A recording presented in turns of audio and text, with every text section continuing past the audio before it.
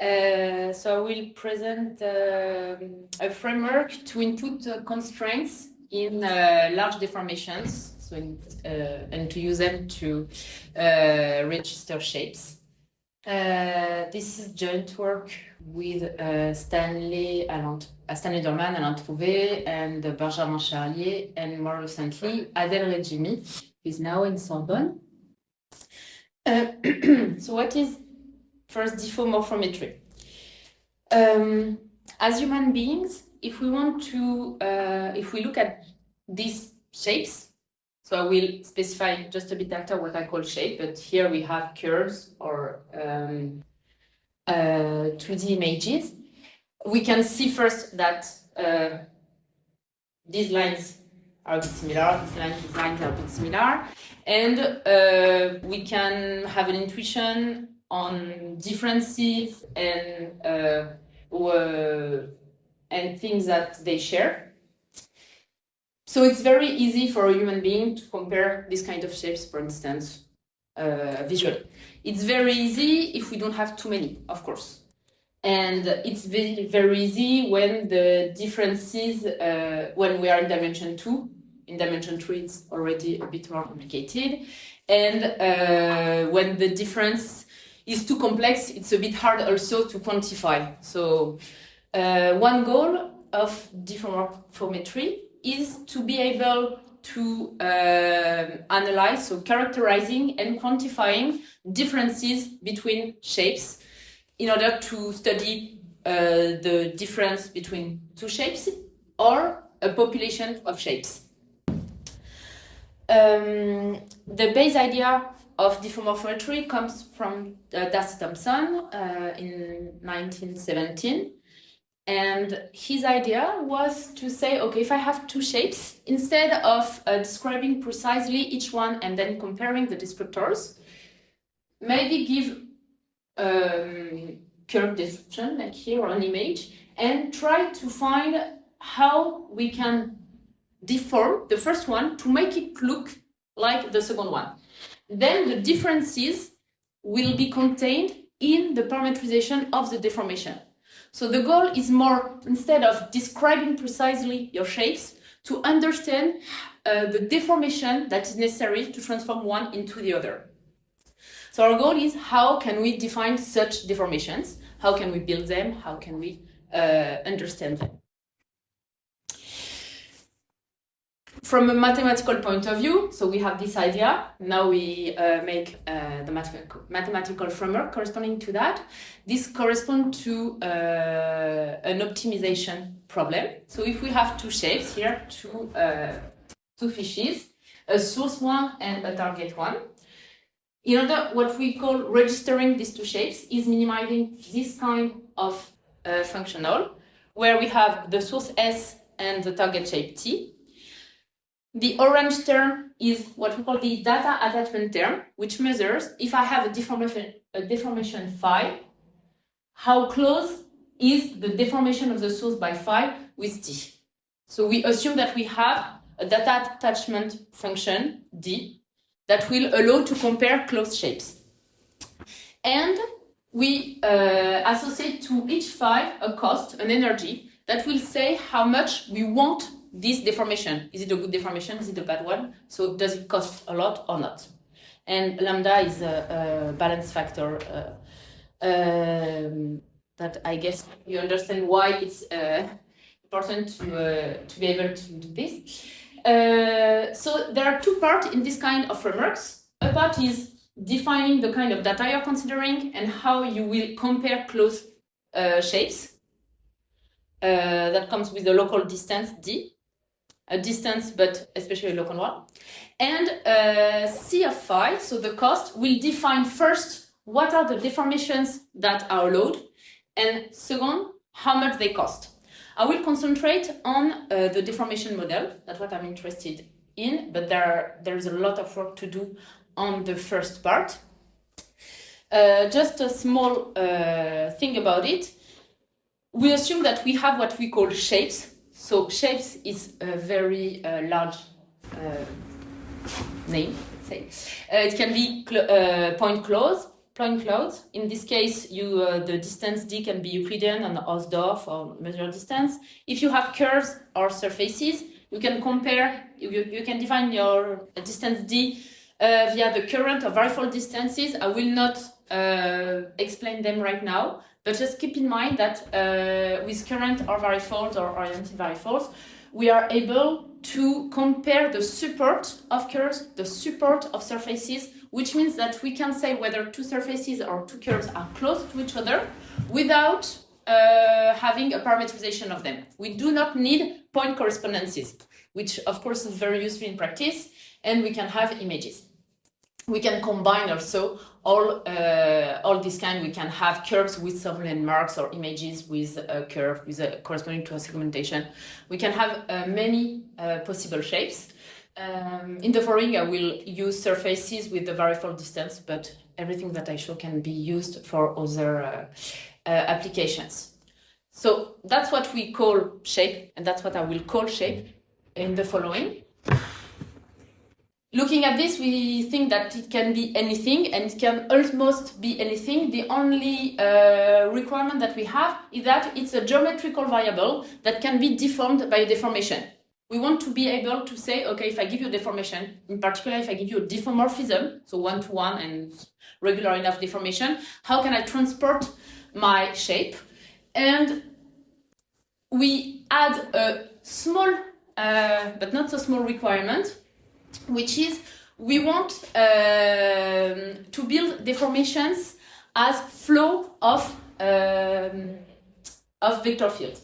So we have this well-known theorem which says that if I give you a trajectory of vector fields that is regular enough from a spatial point of view, and the energy L1 or L2 energy is finite, then you can integrate in time, and the final deformation that you have is a diffeomorphism.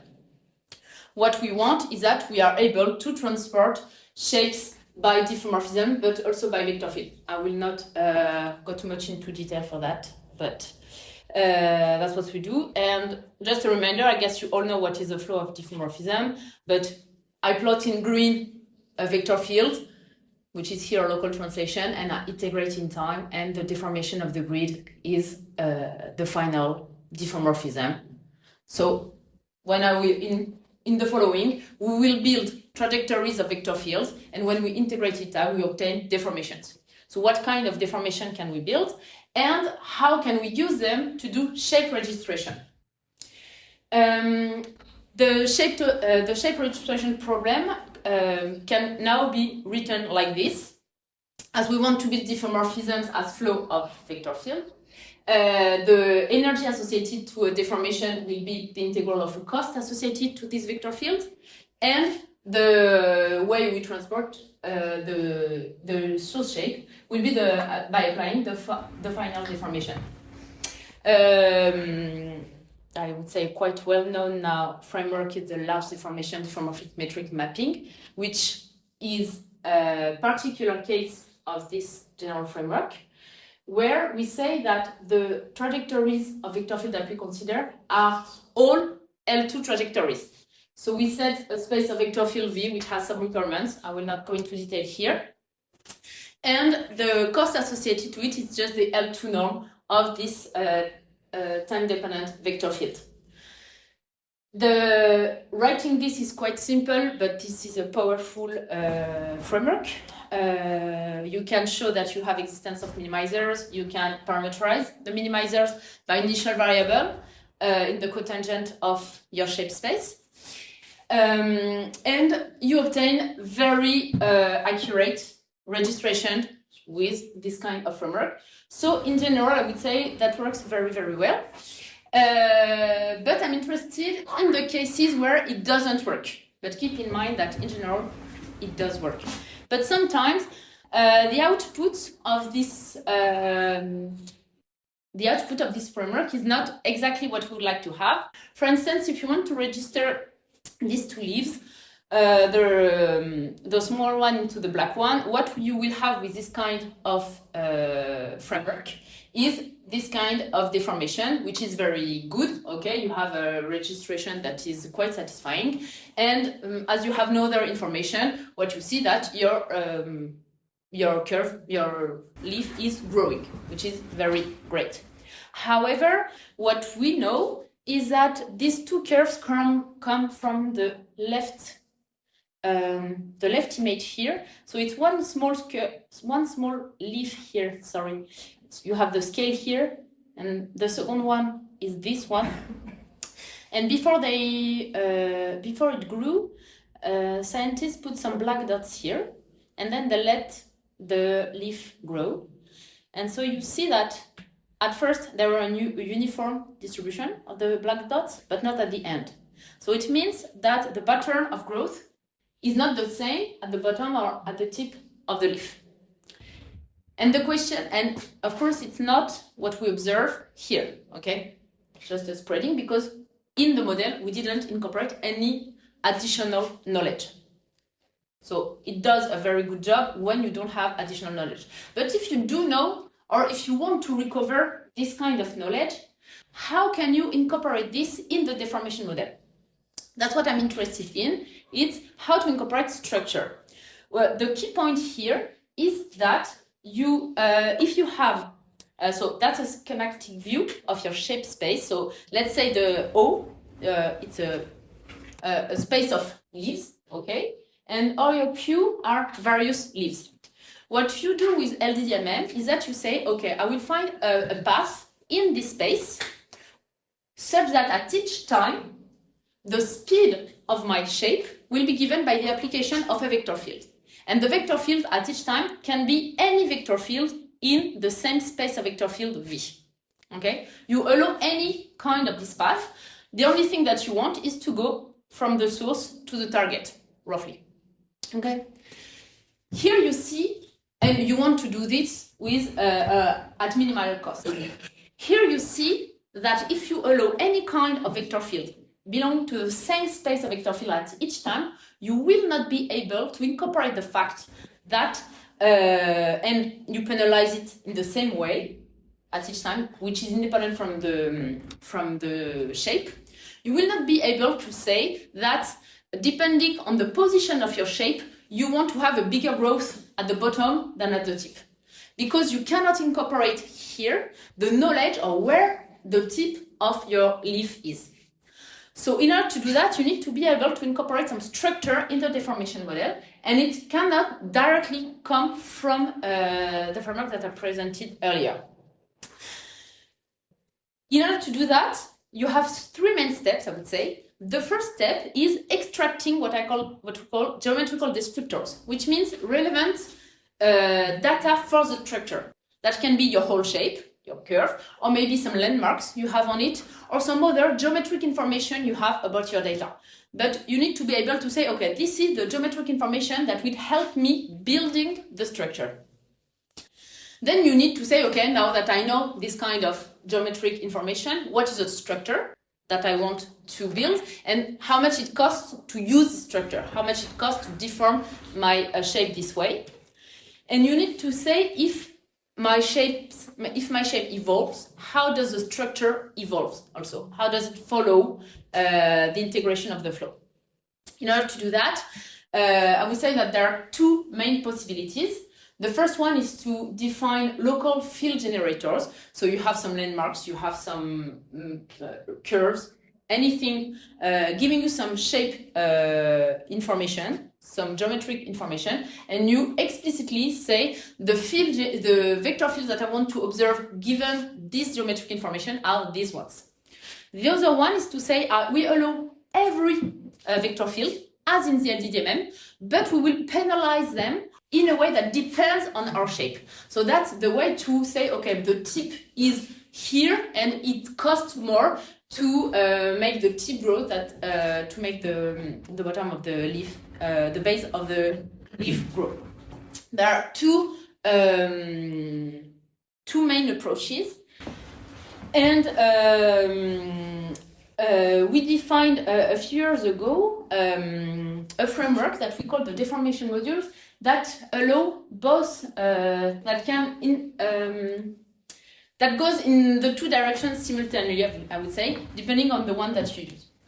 So I will present now the framework of deformation module that allow to define a theoretical and framework to incorporate structure in large deformations and allow some modularity in the way you define them. So if we go back to the idea of representing shape space this way, as I said, the LDDMM, the idea is to allow above each shape one space of the same space of vector field. Let's say at each time when you move on your shape space, you can only move by applying a vector field belonging to the one that you set. Now we will change this by saying that the vector field that you put above each shape depends on the shape, on the position of the shape. And more specifically, it will depend on the geometrical descriptor, as I said before. So a first idea here is to extend the space of shape and to say that the geometrical descriptor can be different from the shape. Here, for instance, if you want to transform the blue square into the black one, say, okay, I want to use only homothétie, only scaling, scaling, you need to define the center of the scaling. You can say it will always be the mean of my shape. That's one possibility. The other possibility is to say, I want to define local scaling, and I know that there will be a center. So now I define the red point, theta, a center, and I will make sure that it's at the right position when needed. Either I know it at first, I can initialize it at the mean, or I will optimize it. It depends. But anyway, I allow to dissociate the relevant geometric information from my shape itself. Just hoping that I know how to put this one. And now we will define the space above each shape, the space of vector field, as with a function that you choose. That say, now given my shape and especially given my geometrical descriptor and a control parameter in small dimension in general, I will say these are the vector fields that can be generated here. And we can define a cost. Here it's a very schematic view, and you can combine them if you add a new geometrical descriptor, psi. So you say now I don't want to have only scaling, but I also want to have a rotation, keeping things simple here. I will define another center psi. They can be the same, the theta and the psi. It can be the same center, or it can be something else. Okay, and you say now v theta is the space given theta, which is a center. V theta will be the space of all scaling, dimension 1, centered at theta.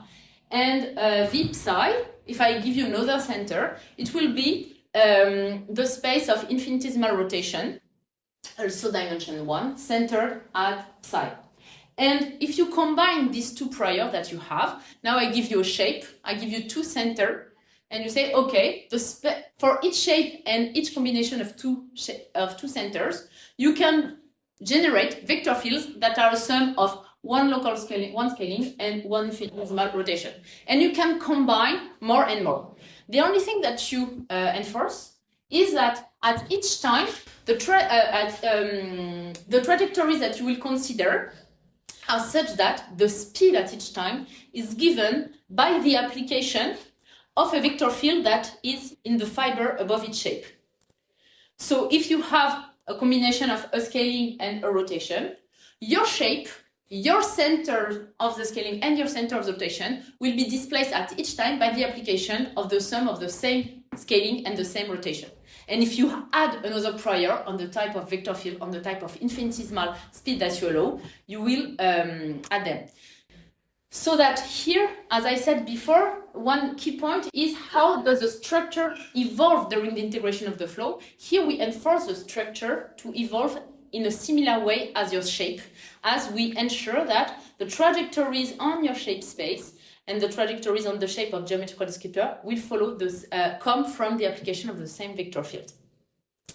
Saying that, registering two shapes, a source S and a target T with this framework, is, as previously, an optimization problem, but now you will look for trajectories of shapes and control parameterizing the vector fields in the spaces that you choose.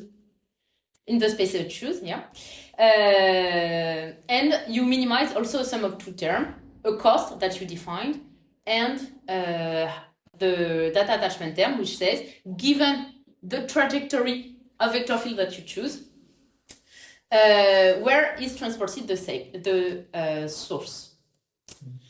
So now if you want to register two shapes, it's a two-step strategy. First, you have to define the modules that you want to use.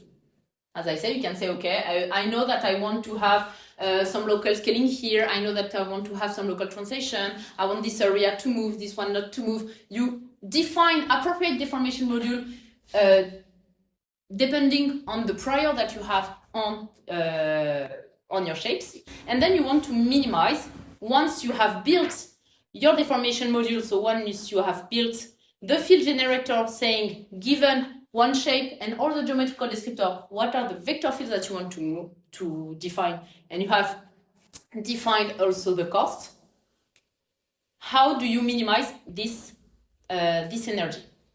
I will not come into detail, but in order to do that, we can show that the minimizing trajectories can be parameterized by an initial momentum belonging to the cotangent space of the shape space and the geometrical descriptor. And we do that by an optimization procedure in practice, LBFGS. So one first simple example here.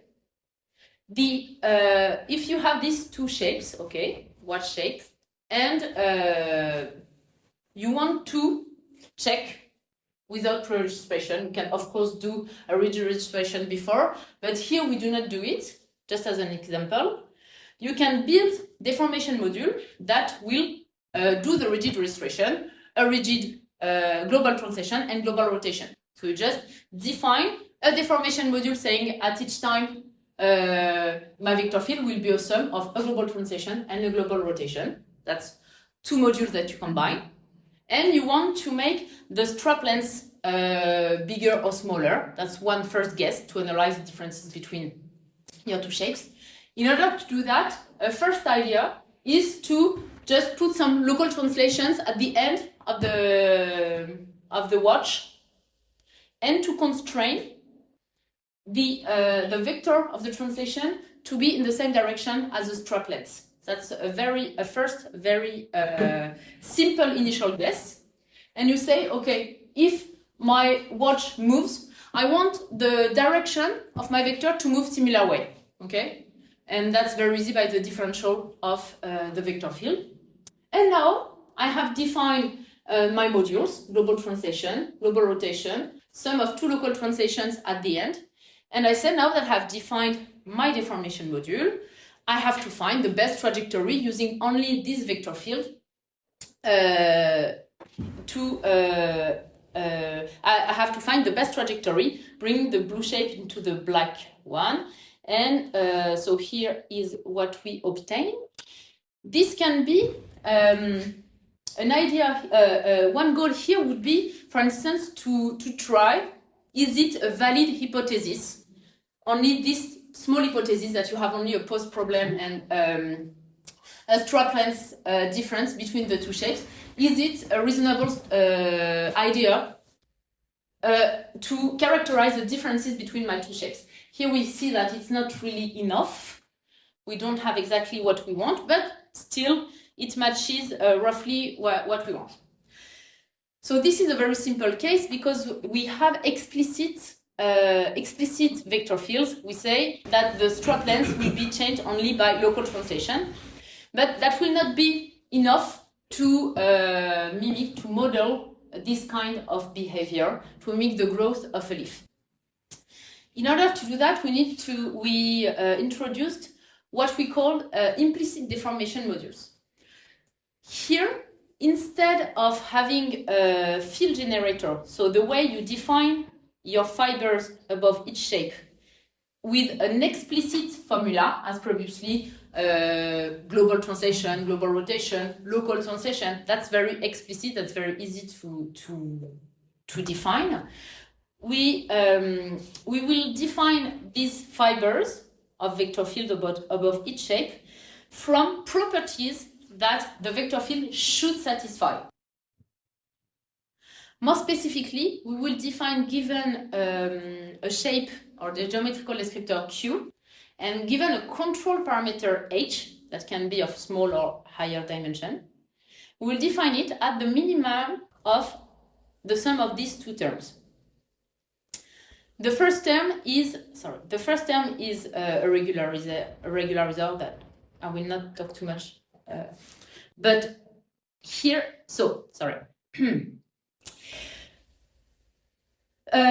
this is the balance between two terms, the norm of the vector field and what corresponds to a new, not really an attachment term, but for the vector field, saying you have an evaluation operator S that says, given a shape or geometrical descriptor Q, what are the values that I want to study from my vector field? And the second one is an observation operator, which says, given my control parameter, given my shape or geometrical descriptor and my control parameter, what are the values that I want to observe? Now, the deformation module will not be defined directly by an explicit expression for the field generator, but from these two operators. So we say, what are the quantities of the vector fields that are interesting? That can be the values at some point, that can be its differential, that can be many things. And the observation will be now, in my control system, what kind of value do I need to observe in order to go from my source to my target? We can, in fact, have an explicit formulation for V as a solution of this problem. So in practice, in the algorithm, we use an explicit formulation, but this explicit formulation only comes from this implicit one, and that's how you model your your evolutions. I give you one example that I will use in the following, which is the implicit deformation modules of order 1. Here, the evaluation operator S will be built from the infinitesimal strain tensor. This infinitesimal strain tensor comes from elasticity. It's a symmetric part of the differential of the vector field at each time. And you can show that it captures the local metric changes induced by the application of the vector field around X. So if you displace a shape by identity plus V, locally, your little circles will be transformed in an ellipse, and the shape of this ellipse will be given by this infinitesimal strain tensor. So in order to define the evaluation operator here, which will measure this, the infinitesimal strain tensor at each point, the geometrical descriptor associated to it will be at least the points at which you want to capture, evaluate the infinitesimal strain tensor.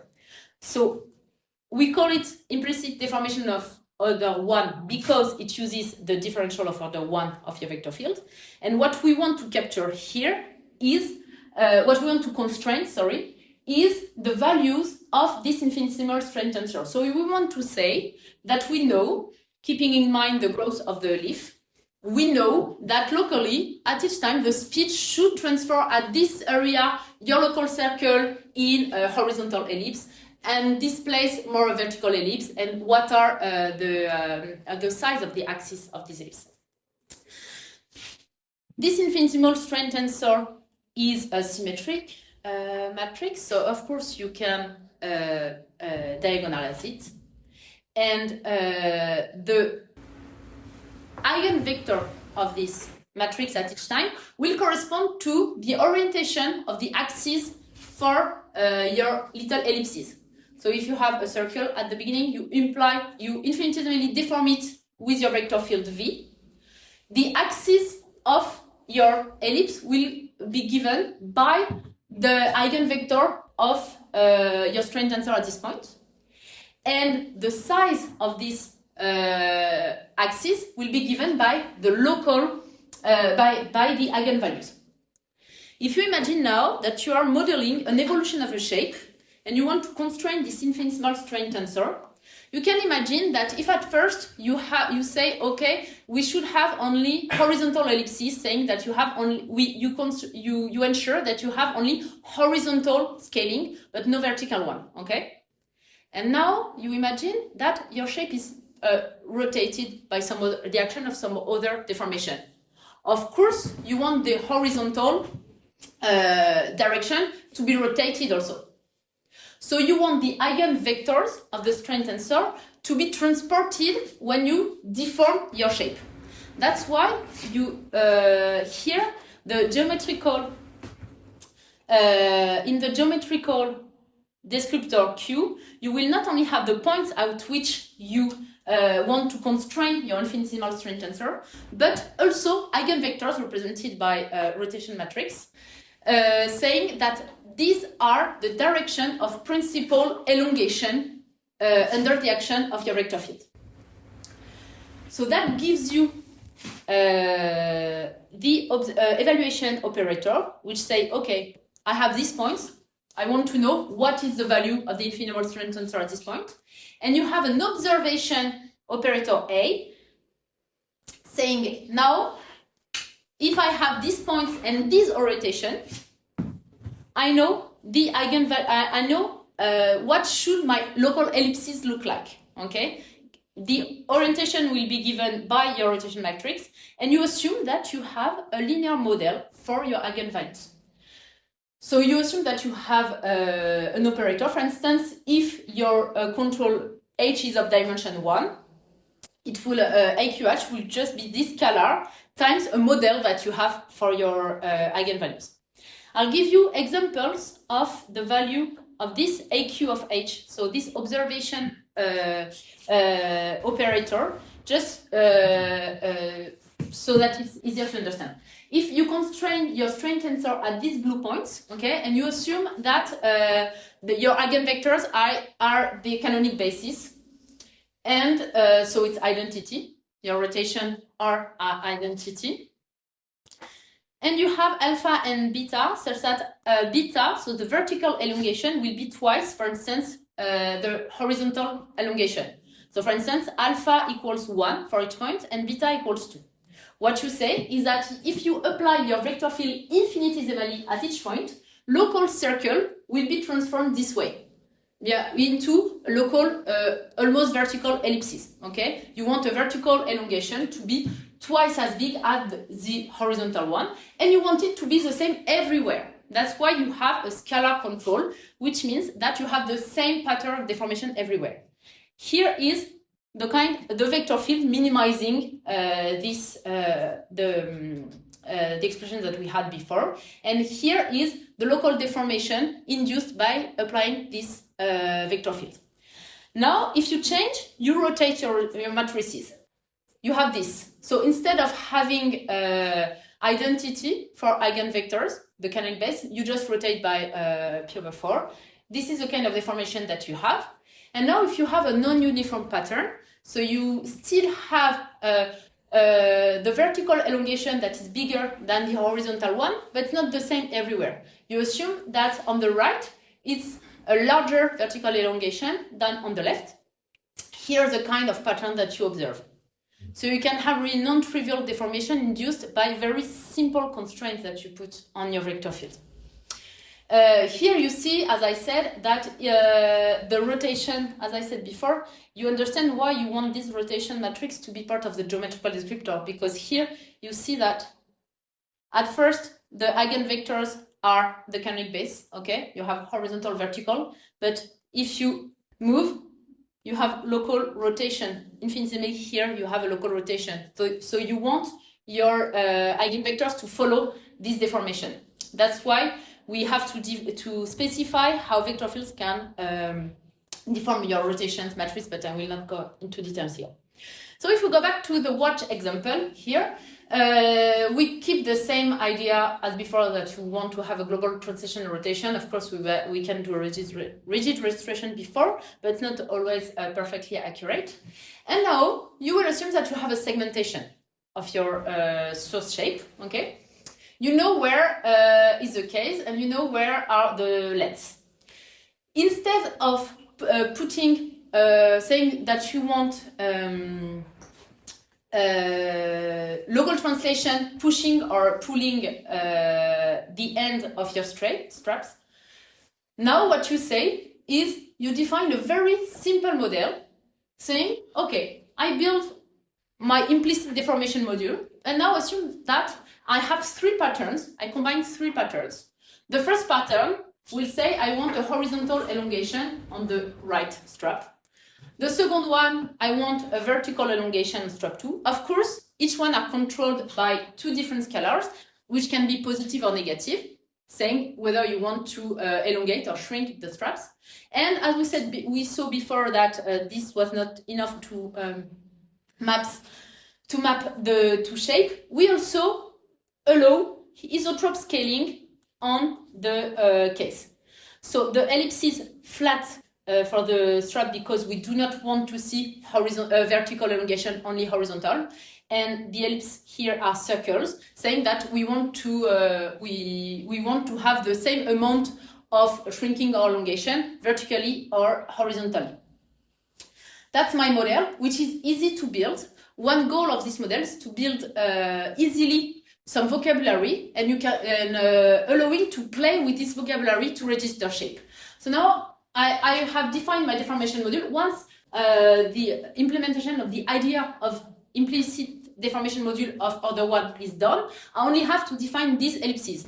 So if you have a segmentation, it's very easy to define this, okay? And now I say, okay, how can I register the blue curve into the black one using only one global translation? At each time, vector fields generated by one global translation, one global rotation, and a vector field that with as much as possible shrink or elongate only the 2 straps and make the case smaller or bigger, but uniformly on the case. And here's the kind of deformation that we obtain, which is quite satisfying. And of course here,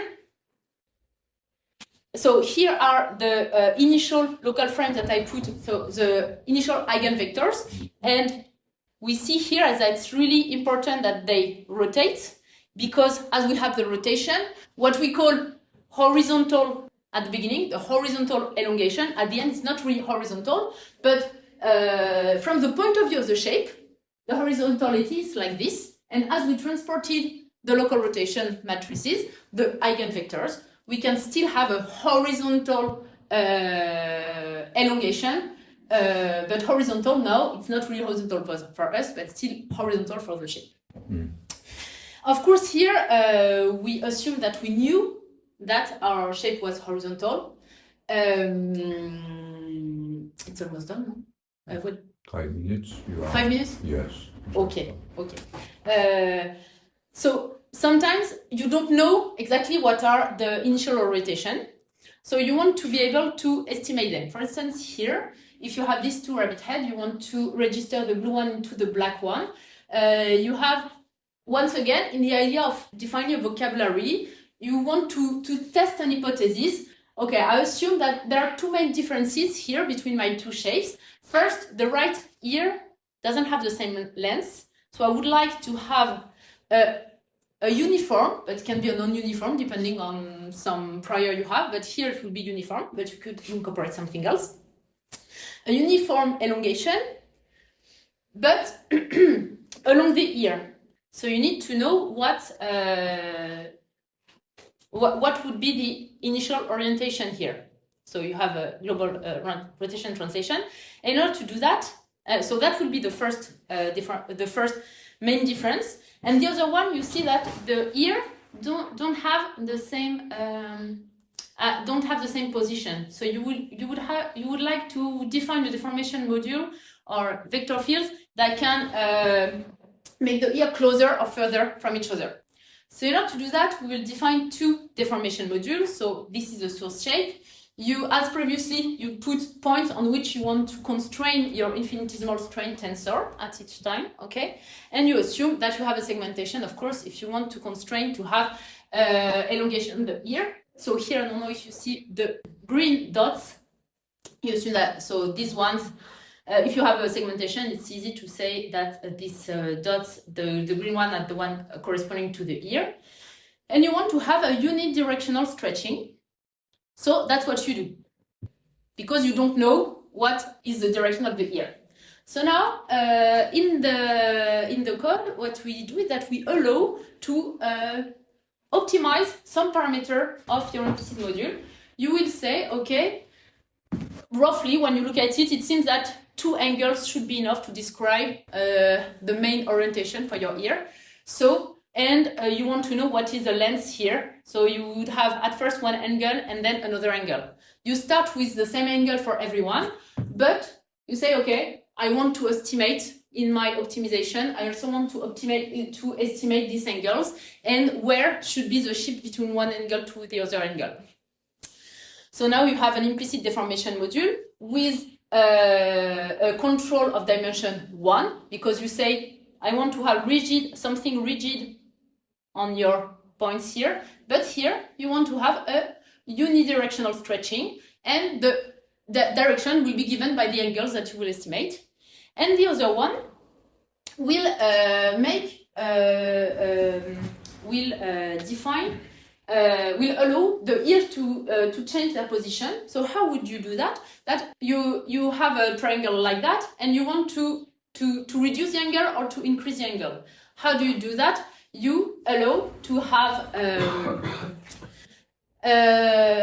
once again unidirectional stretching, but unidirectional along directions that are now like that are tangential. So here there's an hypothesis that your head is roughly a circle, and you say on the red part I want to be able to either increase the angle or decrease the angle, which means you want to shrink or elongate along these directions. And on the blue one, you want to do that also, but you're not sure how much you want to do it on each part so that your head keeps a nice shape. So you have to, here you say, okay, as I don't know, let's let the algorithm choose it for us. So you have a control of dimension 2. So now you want to find the best way to transform your source shape into the target one with a global translation, a global rotation, an implicit module that will elongate or shrink the ear, and you want to optimize what are the angles on which the elongation should occur, and you want to make the ear closer or further. And so here I centered the shape to make it easy to see, and here's the kind of thing that we obtain. Letting say that, okay, that was the main differences between the two shapes. These are the angles that were optimized. So you see that here and here it's not the same. So the optimization followed the trajectory of the ear in a sense. And during the deformation, they follow the deformation of the ear. And same here. You see that the points here are closer than at the beginning because there is a shrinking, and here they are further from each other than at the beginning because there is spreading. But the parameters controlling how much there should be a shrinking at top and an elongation, tangential elongation below is optimized automatically so that the head keeps like that, keeps the same shape.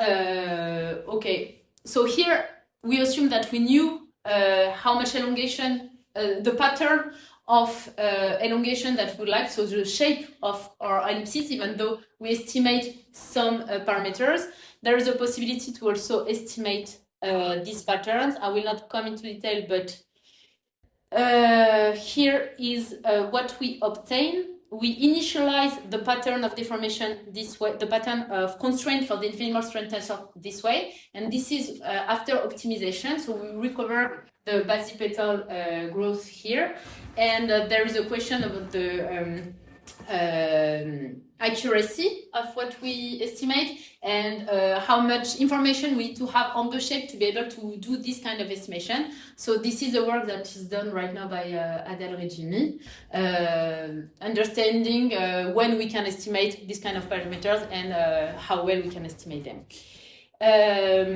So just a small recap here. With the framework, we try to define a simple structure to incorporate some knowledge about the biophysical model, and we can do posterior analysis on the control, parameterizing these deformations, for instance.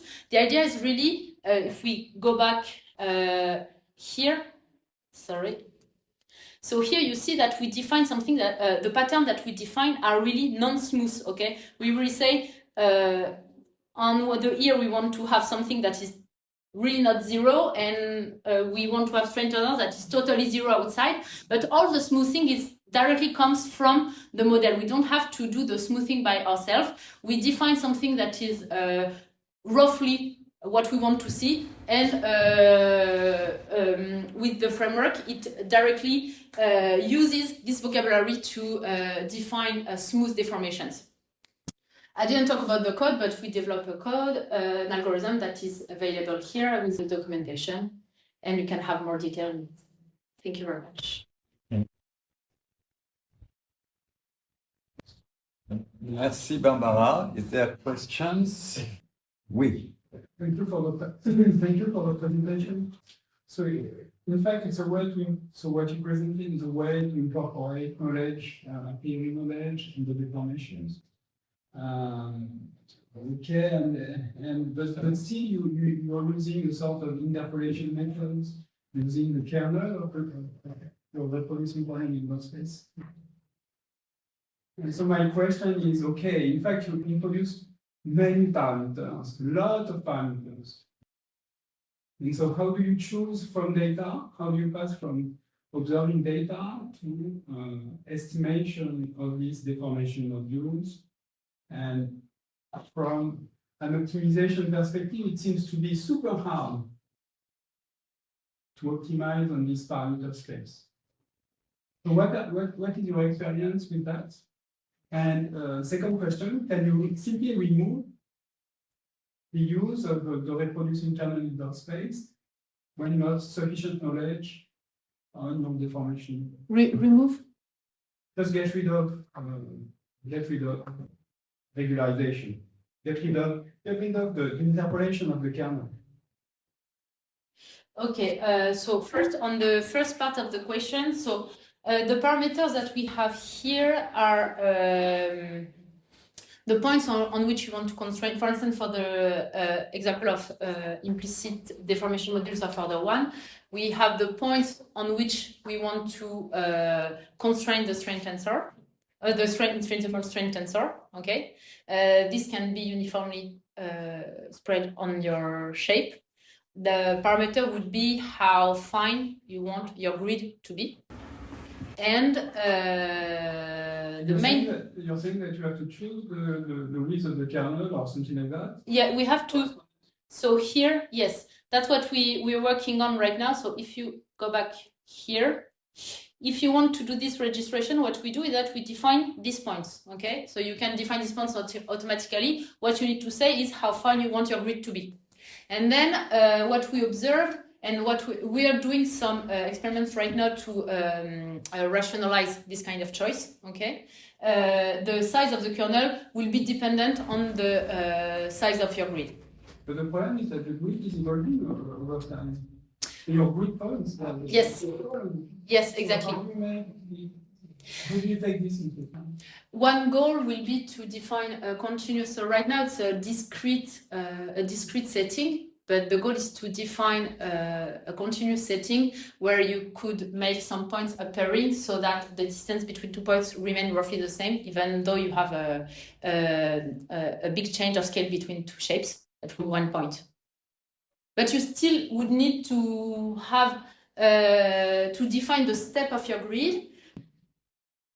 But once again, these kind of frameworks are when you have some knowledge about your data that you want to incorporate. So if you have no idea about the size of the changes that you want to observe, don't use this kind of framework. If you have some knowledge, if you say, okay, I want to be able to differentiate the evolution of this compared to that, and I know that this is roughly 3 and this is roughly 4. Okay, you have some numbers, you can use them. If you have no idea, don't use this clearly. I mean, right now the goal is to be able to learn maybe some adapted modules, but right now that's not how we can use it yet. Okay, sorry, last question before a quick answer. What would be the ideal application setting of your method? Which area, for instance, mechanical material? Right now, what I would like to do is, but that's a long-term goal, let's say, is to use this kind of framework to model the gerification of the brain, so the appearance of folds, you know, during the brain growth, because but in this, for this particular application, what is the knowledge you have on your data? What is the knowledge you have on the real process behind the work by it's what the mechanical model? The mechanical model is the elastic one about the growth, a peripheric growth. I don't know if you're talking about the same thing, but maybe we can. I don't know. Okay, so just a mechanical growth of the gray matter and not of the white matter, and try to use this kind of knowledge to understand if we can have a map of growth, because we have some trajectories, not source and target, but we have some trajectories for some species, and use these trajectories to be able to estimate a growth map. But that's a long-term.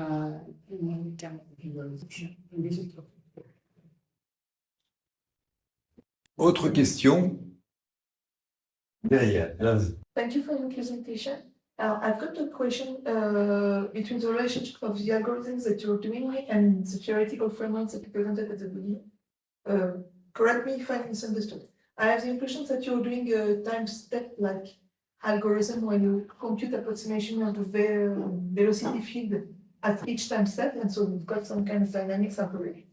And in your theoretical results, you were saying, okay, you want to find the time-dependent vector field such that at time t equal 1, in finite time, you got the best diffeomorphisms that you want. So my question is the following. How do you know that you can, does the algorithm indeed find the optimal shape in some kind of a finite time dynamics? Or is it a long time, in the long time dynamics that you reach the... No, it's a finite time dynamic. Well, what you have is that, so you want to minimize... I hope my question was... Yes. I think I understood. Correct me if I'm wrong, but what you want to minimize is this kind of... Sorry. Of course. Thank you. Depending here in time 1, and your question in whether when in the trajectories that I compute, do I have at time 1 this, or is it at the end with a gradient when we follow the gradient? Now we you know that the optima of this can be parameterized by an initial variable that is in the cotangent space of your data or geometrical descriptor, and with a Hamiltonian dynamic, you integrate them, and at time 1 you are there. And what you optimize is this initial momentum. So you have a time-dependent dynamic going from 0 to 1. You know that at time 1 you are here, and you're doing a shooting algorithm to find the best shooting direction, so that at time 1 you are where you minimize this quantity. Okay.